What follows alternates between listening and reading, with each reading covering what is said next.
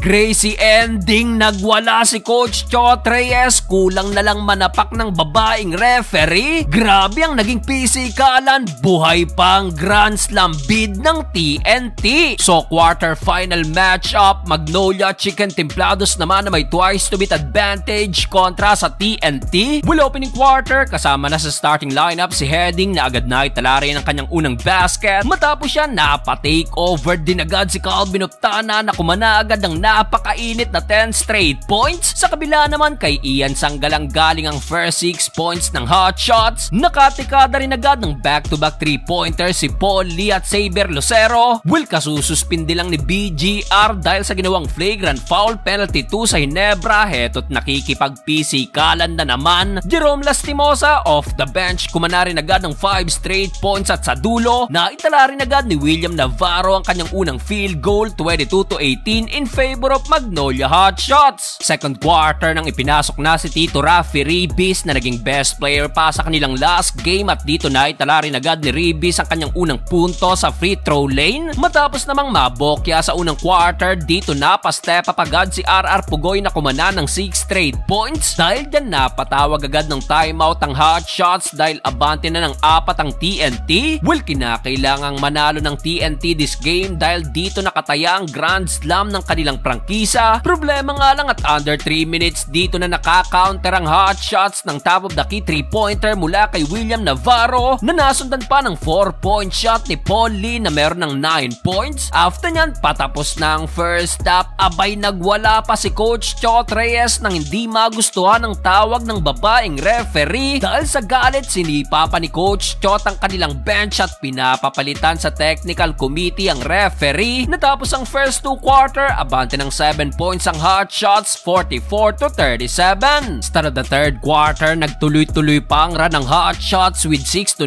run including itong 4-point shot ni Rom De La Rosa at pumalo agad ang tambak sa double digit. Pero butit nakaka-counter agad ng TNT ng 8-0 run courtesy of Calvin Optana at RR Pugoy. Naputol na lang yan dahil sa 2-man game na to, Mark Baroka to Saber Lucero. Nahay pa si Paul Lee sa kanyang step back jumper kontra kay RR Pugoy. Pero after nyan, may ginawang bawi agad si Pugoy. Minama naman ang depensa sa play na to ni Paul Lee. Under 2 minutes, dito na naging mainit ang laban. Knockout ang inabot ni Baroka nang bigyan ng hard screen ni Poy Eram. After nyan, sinabaro naman ang na-knockout ng hampasin sa ulo ni Calvin Optana dahilan upang matawagan ito ng flagrant foul penalty 1. Natapos ang third period, abante lang ng 4 na puntos ang Magnolia Hot Shots, 65-61. Fourth and final quarter, di pa tapos ang pisikalan. This time si Ian Sanggalang naman ang na-knockout ng pakainin ng siko ni BGR. Pero tila pumabor pa yan sa TNT dahil dito napatake over na naman si RR Pugoy na tuluyang nagtabla ng talaan sa All-69. Kaso sa kabila naman si William Navarro naman ang naging aggressive sa opensa ng Hot Shots. Pero still ayaw pa rin bumitaw ng TNT. RR Pugoy another 3-point shot. Nasundan pa yan ng big time back-to-back 3-pointer mula kay BGR at Kelly Williams na tuluyang nagbigay na ng 5-point lead, 86-81. Napaka-intense ng laban dahil after nyan, Paul Lee kumana rin ng big time 4-point shot to tie the game at 88. Pero last 6 seconds, na foul si Kelly Williams at split ang kanyang free throw, 88-89. Last 2.9